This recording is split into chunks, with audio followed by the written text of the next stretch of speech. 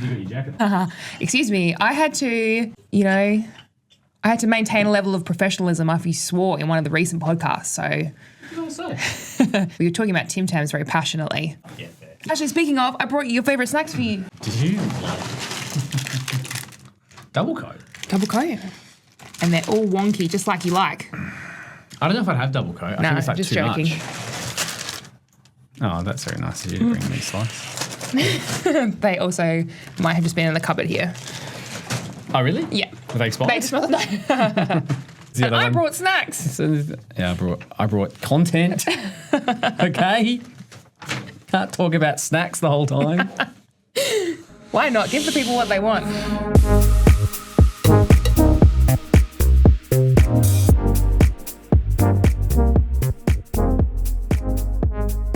Hello and welcome to the Integration Station. I'm your host, Michael, a child and adolescent occupational therapist, and with me today is Eleanor. I'm also a child and adolescent occupational therapist. Welcome, Eleanor. How are you? I'm good, thank you. How are you? Yeah, good. We, for those who don't know, those who might know, we do have a Q&A format, and we've had some questions come in. We've had a really big question, which we're hoping to answer. It's pretty much someone's stage 2, year 11 or year 12 research project, I believe. So Yeah, but we looked at all of the questions and we thought this is going to be very helpful for this lovely person that wrote in, but also for so many listeners and families, because this is all the stuff that brings people to OT, and it's very specific for a lot of the young people that we work with. So I thought it could be helpful for everyone. always good learning. PD in your pocket. That's what we like to call it. We do. So we are going to go through these questions. We might bypass our regular segments this week just because there's quite a few questions here. Yep. For those that know, we have a Q&A format, so people writing questions, and we like to find the fun in learning a bit about how we can support young people in our lives. We have two ways of getting through to us. We have the podcast at OTFC Group, which is our email, otherwise OTFC Group on Instagram. You can DM us. We actually had a DM come through. We get plenty of questions, but this one we thought we'd answer because it's pretty much someone's research project. But all the questions and topics are very relevant to all our listeners as well. So Yeah, we feel in looking through this is, a lot of the questions is what brings beautiful families and their young people to our practice and is really bread and butter when it comes to paediatric OT. So I thought not only would that help the student that wrote into us, but we'd be able to support that learning for lots of other people. So we may as well just get straight into it. No time for regular segments today. No, we might bypass them this week because there's a lot of information here. So why don't we start from the top? I'm doing my research projects, currently doing it on child studies. I am investigating how occupational therapy supports children with autism, aged 3 to 8, with a focus on their social and emotional development. And for those that know, that's a big part of Absolutely. the autism diagnosis and the challenges that come with social and emotional developments. If someone within your team is able to assist, would kindly forward these questions. If not all questions can be answered, that is perfectly okay. Well, guess what? We are going to answer all the questions. Sound good? Sound good. Right. I'm ready. So the first one was, what role does play-based therapy have in helping children on the autism spectrum build social skills and emotional awareness? I read that. The first thing I came to was, how we've got it, I think we've got it here, but definitely at Plus, there's that poster which has, it's the Dr. Karen Purvis quote, which is about the synapses that are built based on how much is done through repetition and how much is, you know that one? Yeah, I do. The gist of it is synapses are built, so parts of the brain that connect and, create information to go from one to another, and that's a really bad way of explaining a synapse.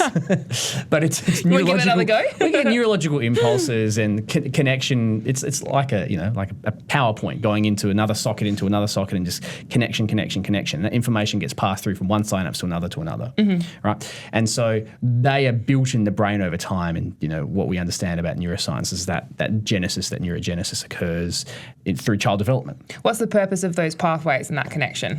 What's the purpose of the pathways and that connection? That's a good question. What is the purpose of those pathways and that connection? Well, I guess it's, we often say when those pathways that fire together, and it's about creating the opportunity to connect and communicate between areas of the brain, between parts of the body. It's what helps us do all those things that we need to do. And really, when we're talking about that, it's creating those pathways, those motor plans and those movements that help us do everything in our day. Yeah. I mean, we're talking about that one part specifically. It also relates to things like memories and all of that kind of thing. So very complex space, but just to give that extra context. Yes. And so those connections that form in a number of ways. And one way that we can do that is through repetitions. The more we just do stuff and do stuff and do stuff, say the same task, say it's throwing a ball 100 times, 300 times, 400 times, you'll start to develop new growth, synapses going to build that pathway, to build that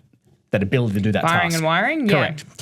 Now, what Dr. Karen Purvis mentioned was that if you do those things through play, instead of it being, 300-400 repetitions, the researchers said that that's less. We're talking like less than 50, sort of 30-40 repetitions, right?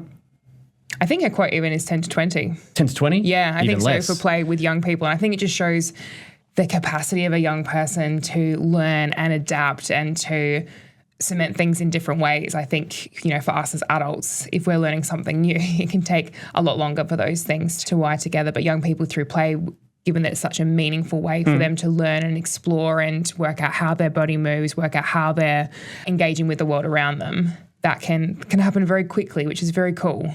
And there's a difference between repetitions, doing a task purely repetition versus doing a task through the power of play. So what role does play-based therapy have? Well, I would say it actually expedites skill development because you're doing it through a system that supports a person's motivation and engagement. So rather than saying, write this 10 times, you're saying, write a story about something that you like. And make it creative. And, the pen is your wand. Or whatever you want to call it. Ultimately, that play theme supports so many things. Now, that's skill development. Now, in terms of building social and emotional awareness, I think this is where we start to understand when we are using pretend play themes, we can start building in how this teddy plays with this person, with this item, and teaching social skills and social emotional awareness through that play. Play therapy does that. I know in our OT sessions, in our centre integration approach, we have a very client-led focus and a very play-based approach. And so we're doing that all the time. Yeah, absolutely. And we might be doing activities, from the social perspective. If you're working one-on-one with a young person, you're practicing things like turn-taking, collaborating, negotiating, that kind of thing. Or if you're fortunate enough to work in an environment where there's other young people, you're translating those skills into interactions with peers, all with the idea that that's then helping outside of the therapy space at school or other interactions. And when I think about emotional awareness, I think the play-based therapy provides awesome organic opportunities to check in about how we're feeling in any given moment. Is something feeling tricky? Is something feeling uncomfortable? Let's label that. Let's explore that. What does our body need to work through that? And how can I persist through that discomfort to achieve a level of success? So I guess what we're kind of saying, there's a lot of neuroscience that embeds why play-based therapy is successful for all young people, regardless of what that developmental profile looks like. But even just stripping that right back to meaningful engagement, play is how young people learn. And so using that as a means to build physical skills, but also things with social and emotional awareness is huge, because it's just how they make sense of what's happening around them and interact and connect. And so we use that to support that with them. And what we know, as I was saying earlier, was that for autistic children, they find some of these things harder. But it's not so much they find it harder, they just play and socialise in a different way. Absolutely. And I think it's really important to understand that they may be socialising in a way that works for them and that they understand. And as therapists, as caregivers, parents, whatever, that we need to understand how they interact and how we can support their social skills and their social emotional development that suits them. Absolutely. I think it goes back to that double empathy episode that we did, where it's it's having that understanding that everyone communicates, plays, engages in a way that's makes sense for them and in line with their preferences. And it's not about trying to change that approach to meet the needs of others. It's working out how they can be their authentic selves, but can still do the things that they need to do and have success within that. Nice segue into the next one, which is how do occupational therapists tailor strategies to meet the unique emotional needs of individual children with autism? I think we did start talking about that. We did. And I think we talk about this a lot actually in our approach is we are very strong in advocating for individual or unique or tailored approaches to each child. Now, we all know a lot of our autistic young people may have similar presentations in some ways, but they're all unique. They're all individuals in their own way. And so it's really important to tailor the strategies and understand that individual and that family. And how do we do that? Well, first and foremost, it comes down to assessment. So we assess, we get the information we get from families, from questionnaires, from observations. And in terms of like the emotional needs, I think a lot of the time I'm trying to tap into all that information and try and understand what are the main goals here, what are the main pain points, if you will, or areas that need the most support to support the emotional needs of a young autistic person. And I think when I think about the unique emotional needs of that young person, I'm perhaps in sessions having a look at how they might respond to things if they're tricky or upset or frustrated, because that's all information gathering as well to see what their organic responses look like, what triggers some of those responses, perhaps how heightened that can become, or maybe for some it can be more muted and actually it takes a lot to build to that point. And then all of a sudden when we do have those emotional expressions, it might not necessarily be in relation to what has just happened, but in how it's built prior to that. So it's just in, I suppose, that rapport and relationship building to understand that young person's needs and then tailor what we're doing around that. And we've got lots of things in our toolbox that can support that understanding, help them to label and express their emotions. And it's a matter of working out, well, what's going to be the best fit? What are they most going to relate to? What's going to best help them express how they're feeling and what they're needing? And the thing I find in terms of emotional needs or emotional states is, and the more we understand how different people experience emotions, the more we understand the unique state of that and how we need to tailor the way that we give information. Now, I might experience a particular emotion in a way. So I might experience happiness and I see a picture of someone happy and associate that with happiness. Now, an autistic person might see that differently. Yep. And so it's being able to understand that my observations or my experience of that is not the correct one. It's a different one. And really validating what that person's emotional needs are in their experience, and then tailoring how you support emotional expression and awareness based on their own experience. Because one thing that more research has shown is that emotional expression, emotional awareness is it's not that for a lot of autistic people they can't understand or manage that. Sometimes they find it really hard. So something like alexithymia, for those that may know about it, it really talks to that muted that muted response to emotional expression, emotional awareness, not in a I don't want to, but in a it's actually really hard. Learning emotional awareness is a skill as well, and that's hard for some people.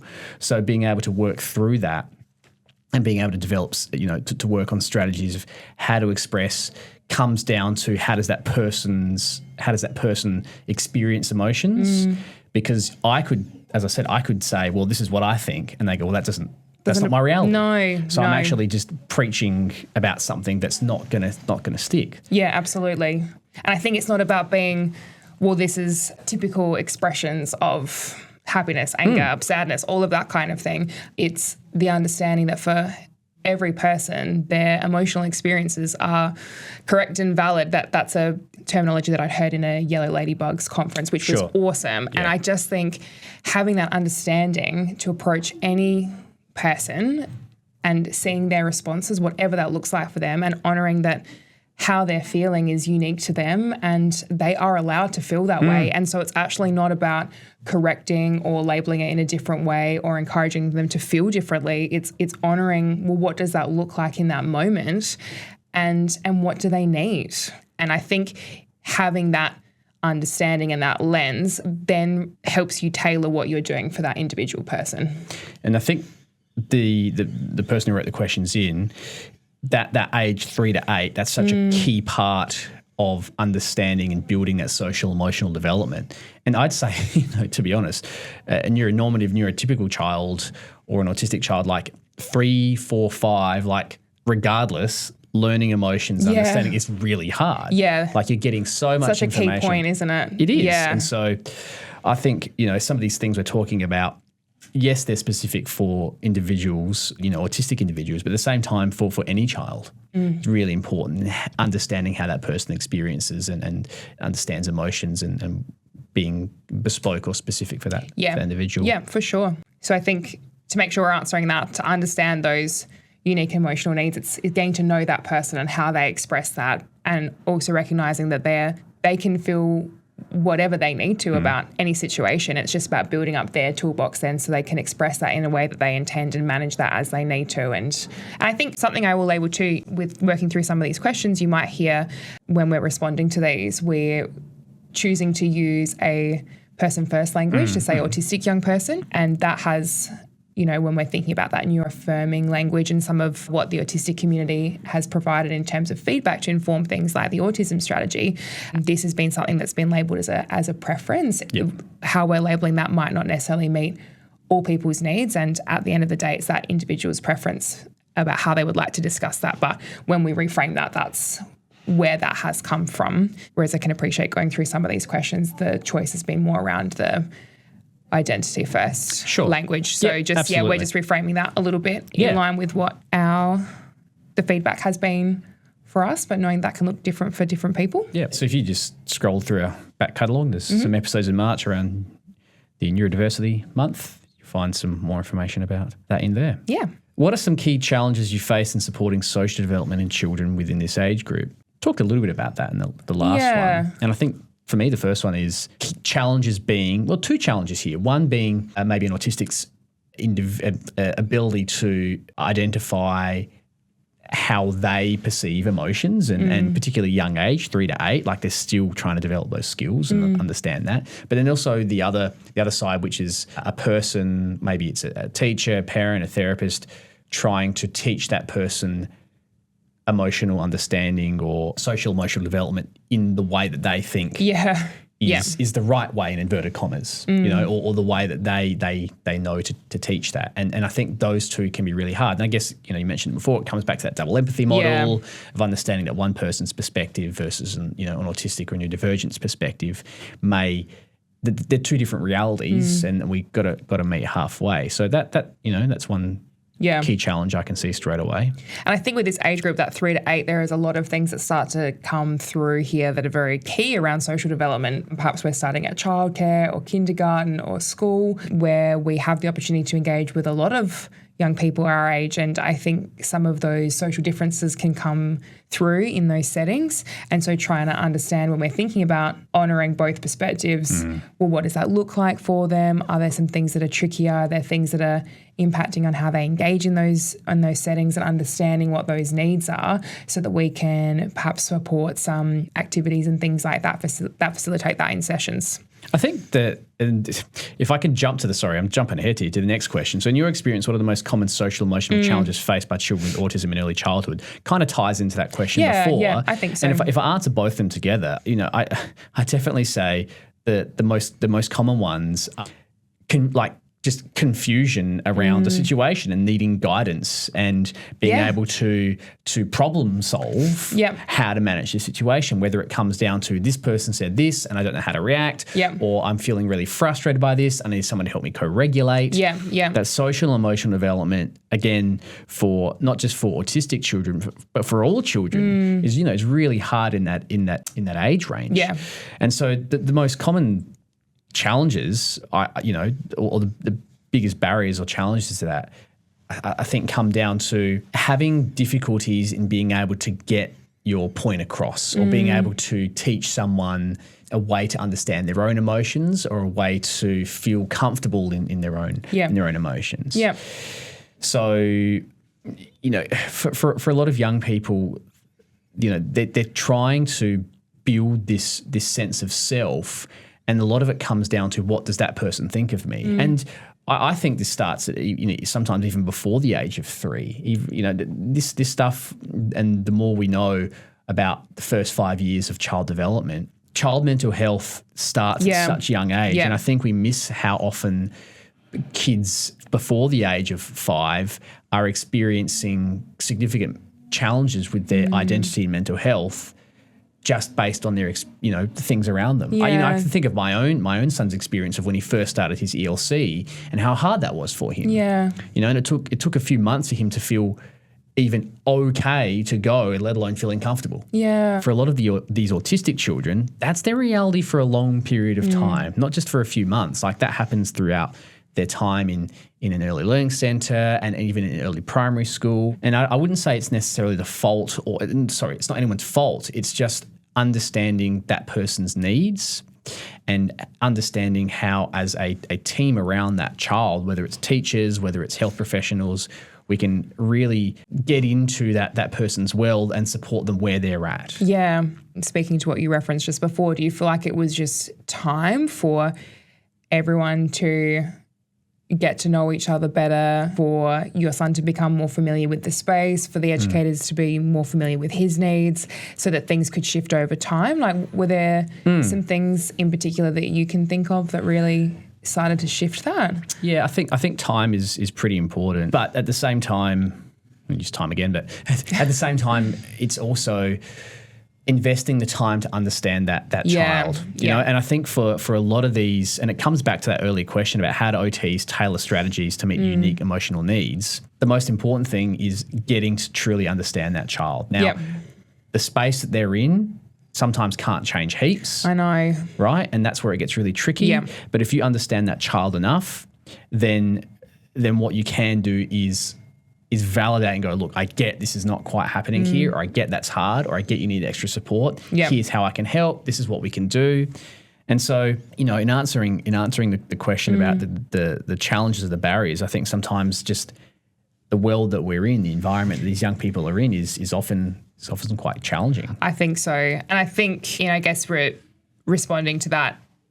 What are the most common social and emotional challenges? I think everything like what you've said, it really just comes down to those social differences and those emotional expression differences and the misunderstanding that can occur between those that need to interpret that. And so it's trying to understand, well, what does that look like for that young person? Where are there opportunities for us to facilitate that? But how can we support those around them as well, so they're aware of what that looks like and how we can best facilitate that? It's really tricky in these spaces, I think, exactly like you said, because there's a certain toolbox that people have to access, and there's a certain format and way that those things need to look, which doesn't suit all young people's needs and preferences, and trying to work around that can be really hard. And just all linking in with that mental health, I think, is probably something huge that's really coming through as we're growing our understanding around that.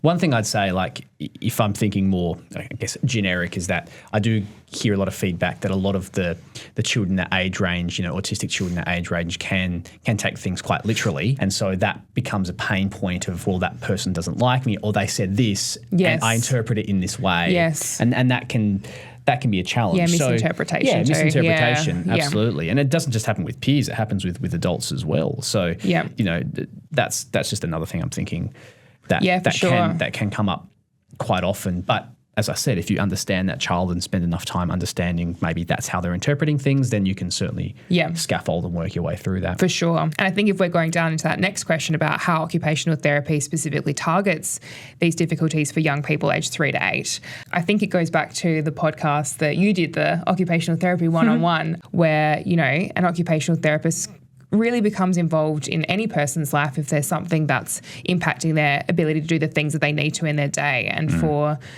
young people in this age group, it's what we're referencing. It's going to school, and it's building those independence and making connections and expressing and managing our emotions. And I think this is all kind of that circular conversation, that how we then support that is through this play-based approach in which we can tailor activities to bridge any gaps in physical skills that might be contributing to frustrations, because that can have a huge part in how we emotionally respond and engage and how confident we feel in these different spaces.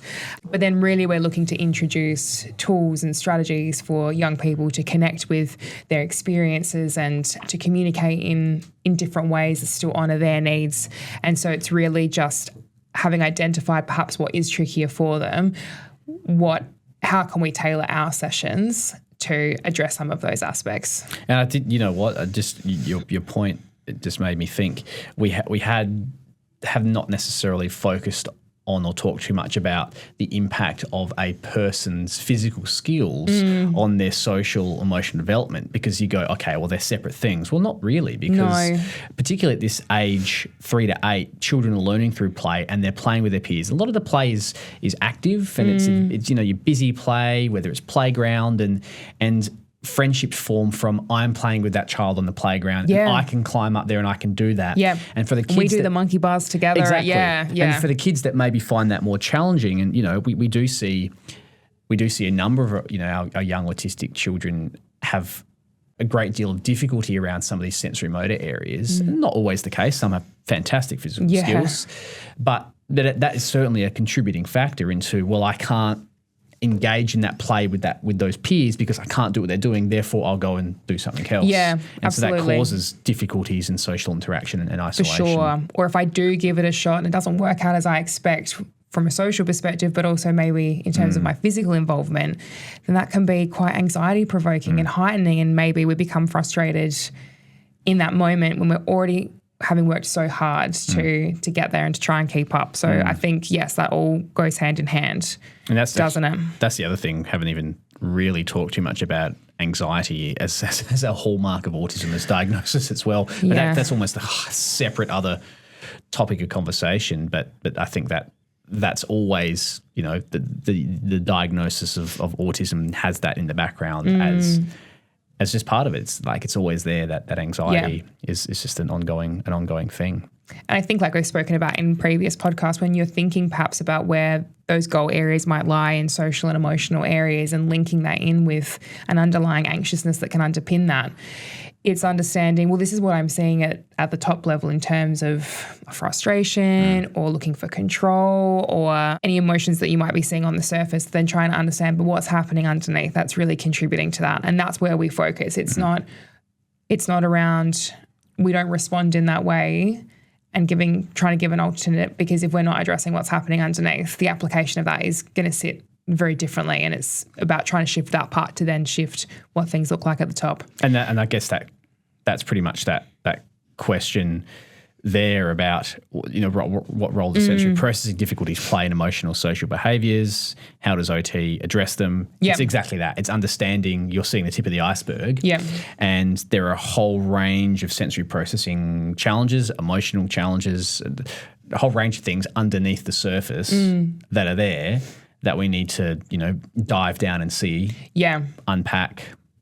And so if there were perhaps sensory processing difficulties or some opportunities for development in those foundational physical skill areas, I guess what the sessions then actually look like is movement-based activities that specifically target that. So in our spaces, we're using things like trampolines and swings and flying foxes, because the young people, when they're doing that, are required to move their body in different ways and think about how they're going to plan their movements and adapt that based on how that looks, much like they would do when they're learning something new, or they're trying a new sport, or they're trying to jump in and play in a school space, for example.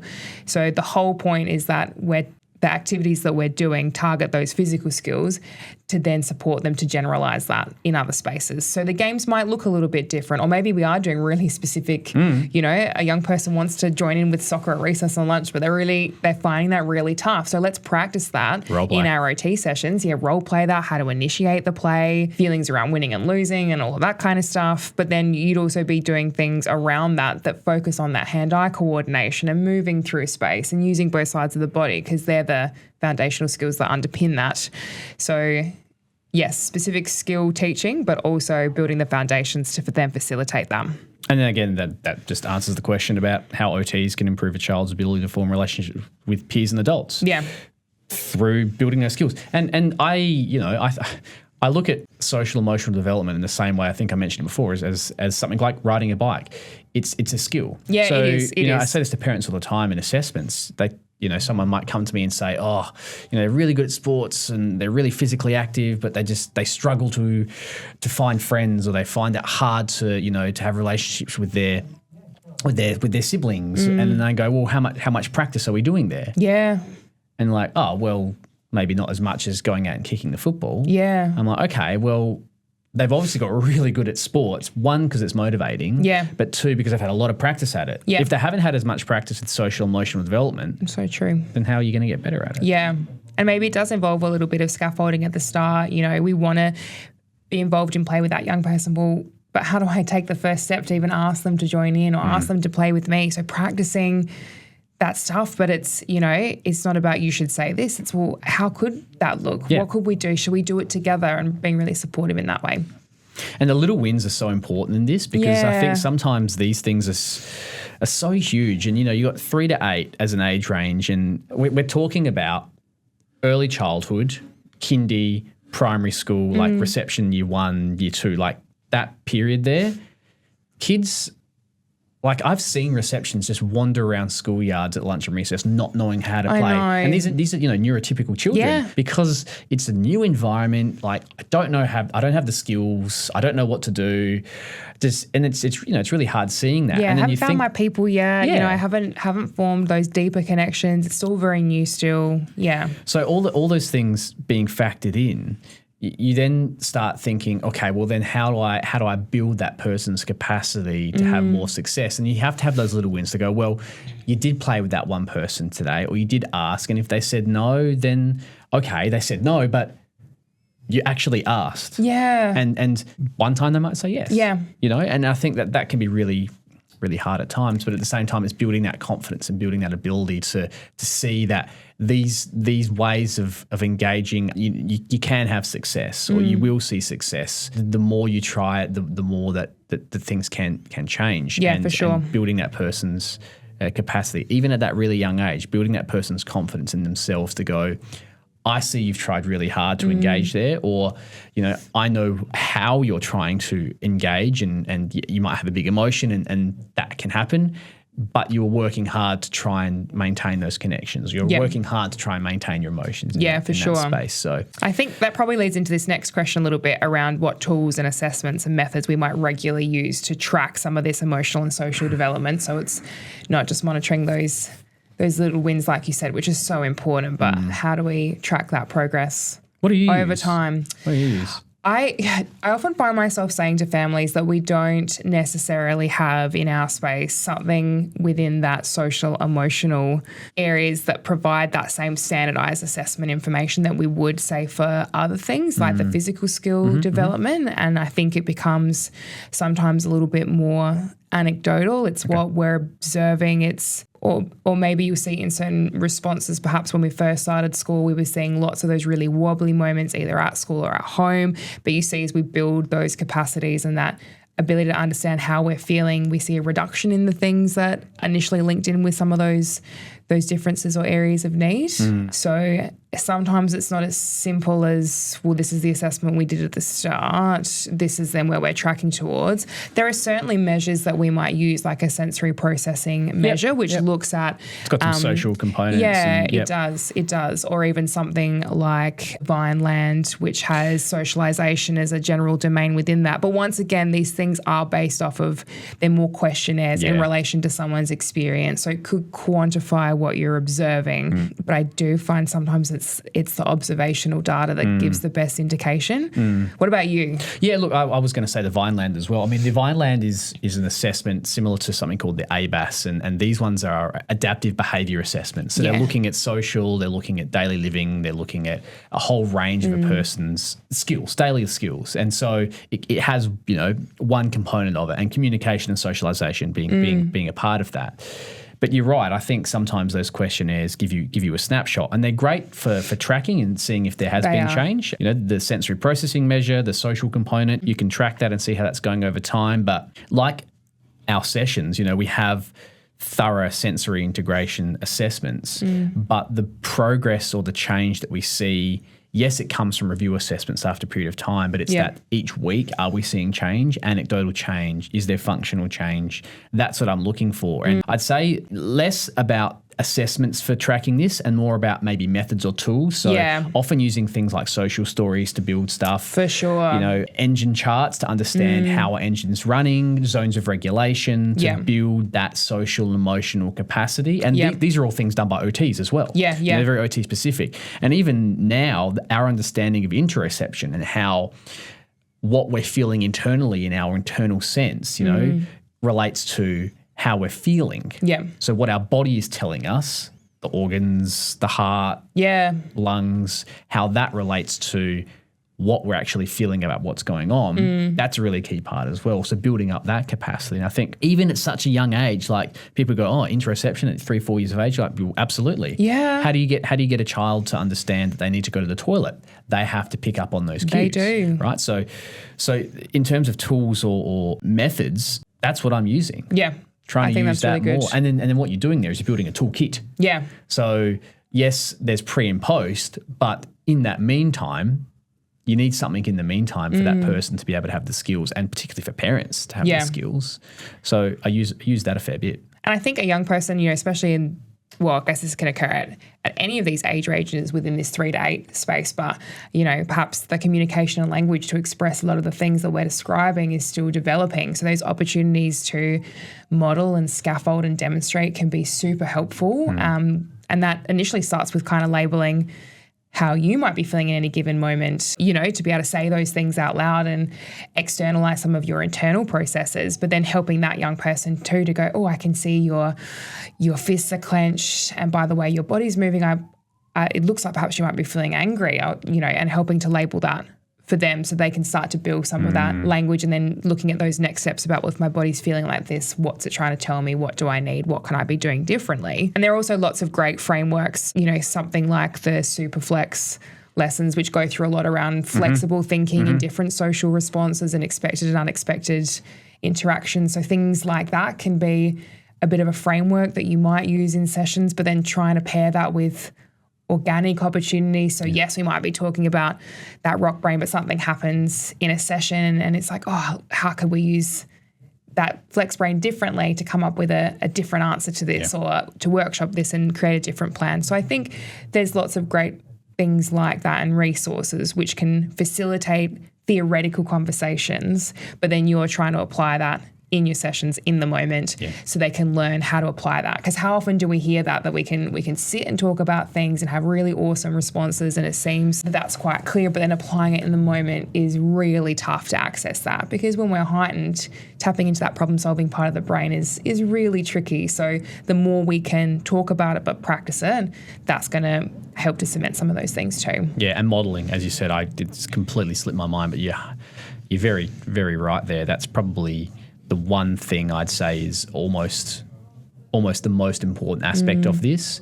If you have a trusted caregiver, teacher, therapist, any adult, it doesn't even need to be an adult, it could be an older sibling who is able to effectively model how to problem solve a social situation or demonstrate effective emotional regulation in that moment, then you are actually seeing skills that person can go, so that's how you do it. Yeah.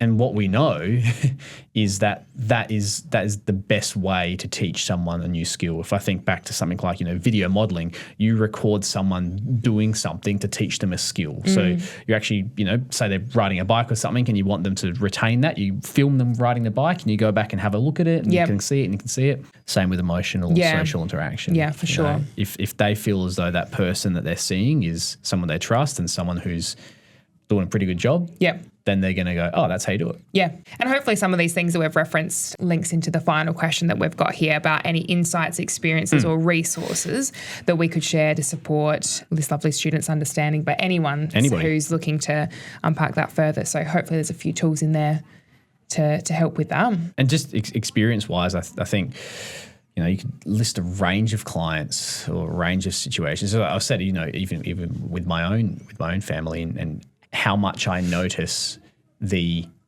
the change in understanding. I mean, this is not necessarily related to social emotional, but to some aspect it is, in the sense of understanding how to respond to a situation. So on the weekend, I don't know what we're doing, but I was playing with my son in his room, and I was talking about, somehow we got onto the topic of CPR. Yeah. And I was talking about, CPR and doing the mouth breaths and the compressions, and then, I can't remember exactly how we got onto that. But anyway, the next day we're playing a game and I pretended to be dead.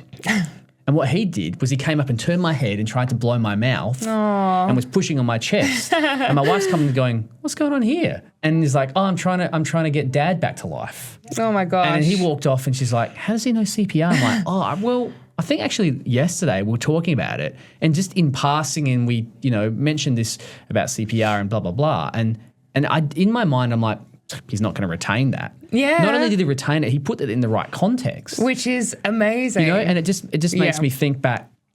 We were doing that through play, but he understood that is the way that you might, you use that skill in that moment.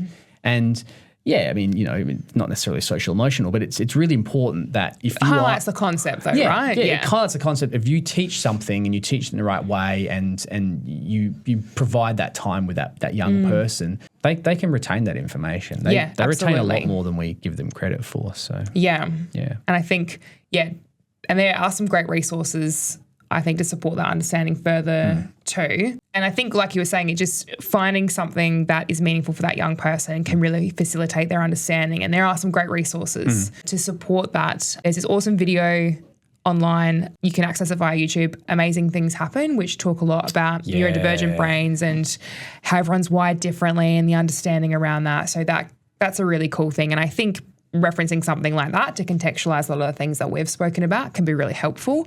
That's that animated one with like the stick arms. Yeah, another one. And then I think even just that understanding around anxiety we've referenced before in another podcast previously around the Hey Warrior book by Karen Young, which is intended to teach young people about anxiety-based responses and how their emotions link in with that. But I think it's a great reference for anyone to read, because that can then facilitate some of these really helpful conversations around responses and behaviours and what that looks and feels like for that young person. So another good resource too. Yeah, great.